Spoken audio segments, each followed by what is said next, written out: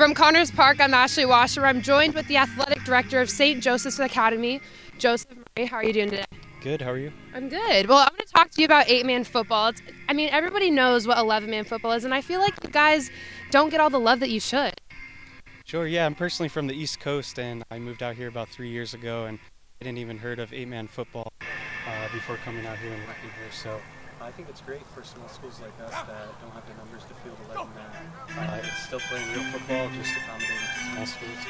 And you're talking about the numbers on your team. You only have 16 on your roster, and then also your quarterback. I was looking at what other position he plays. He plays defense, linebacker, and defensive back. How does that work out? Well, they just have to be well conditioned. They know going into the season that we're a small team, and you need to be able to play potentially every position that you can play for the team. So we know that going in, we know that in the spring, and it just fuels them to work that much harder to be well conditioned. And then what do you guys do once you guys have some people that are hurt on the roster? I know you guys are having 2 people not play today. Yeah, it's tough. That's the reality of having a small team, of going week to week and battling injuries all season, but still trying to give it our all for the whole season. It's tough battle with injuries.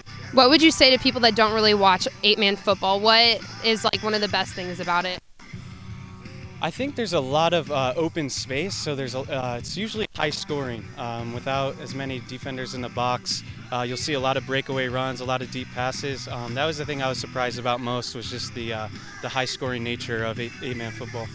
With it being more high scoring, would you say it's easier or more difficult? I mean, all these kids are playing more than one position, so it's kind of like they get off the field for a breather and then have to come right back in and play the other side of the ball.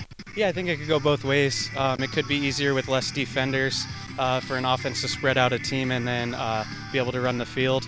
But at the same time, yeah, you're battling with most teams are very small, so conditioning is a huge factor. Awesome. Well, thank you. From the Prep Pinkston Report, I'm Ashley Washburn.